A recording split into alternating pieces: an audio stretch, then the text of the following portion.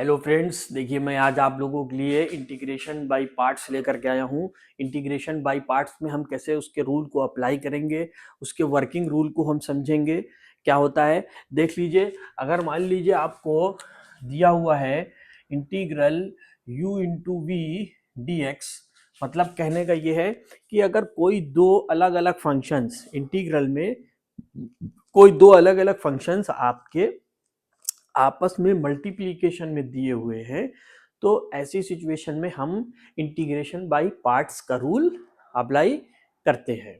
ठीक है, और इंटीग्रेशन बाय पार्ट्स का रूल अप्लाई करने के लिए हमको सेलेक्ट करना होता है कि कौन सा फर्स्ट फंक्शन है और कौन सा हमारा सेकंड फंक्शन है। तो मान लीजिए कि हमने मान लिया ये हमारा फर्स्ट फंक्शन और इसको हमने मान लिया सेकंड फंक्शन।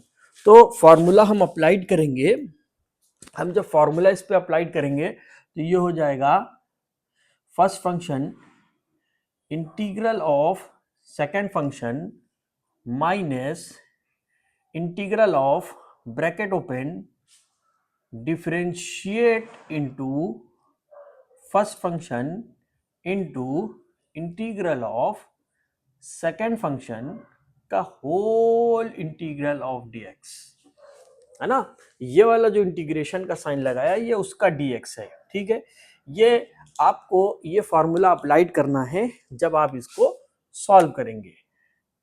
ठीक है, देख सकते हैं आप। अच्छा, हम इसको अप्लाइड तो करेंगे लेकिन हम ये चीज को तय करना है कि हमको किसको फर्स्ट फंक्शन मानना है, ये भी बहुत ही इंपॉर्टेंट चीज है। तो how to select, how to select the functions, how to select the function, कैसे हम functions को select करेंगे। तो फर्स्टली इसमें एक ट्रिक होती है, उस ट्रिक को बोलते हैं आईलेट, आईलेट। ठीक है, उसको हम क्या बोलते हैं, आईलेट। फर्स्ट वाला होता है आपका I, second L, third A, fourth T, fifth E. ठीक है, ये देख सकते हैं आप लोग। फर्स्ट वाला आई किस चीज को डिनोट करता है, इनवर्स फंक्शन को, इनवर्स फंक्शन को, इनवर्स फंक्शन यानी for example sine inverse, sine inverse x. ठीक है, तो अगर आपको साइन इनवर्स एक्स दिया हुआ है और लॉगरिथमिक दिया हुआ है, मान लीजिए दो चीजें आपको दी हुई हैं, इस वाले को बोलेंगे लॉग, लॉगरिथमिक फंक्शन। कौन सा function, logarithmic function. Logarithmic function में अगर आपको कोई दो फंक्शंस दिए हुए हैं, साइन एक्स दिया हुआ है और लॉग एक्स दिया है, तो इसमें हम इनवर्स वाले को फर्स्ट फंक्शन मानेंगे और लॉगरिथमिक को सेकंड फंक्शन मानेंगे। ठीक है, उसी तरीके से अगर आपको अलजेब्राइक फंक्शन दिया हुआ है ना, अगर आपको अलजेब्राइक फंक्शन दिया हुआ है, जैसे for example 1x x square, तो उस ऐसी सिचुएशन में इनवर्स भी दिया है और अलजेब्राइक भी दिया है, तो इसको फर्स्ट मानेंगे, इसको सेकंड मानेंगे।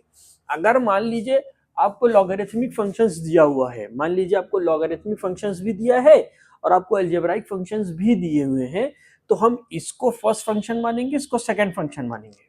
ठीक है, समझ में आ रही बात। आगे चलते हैं।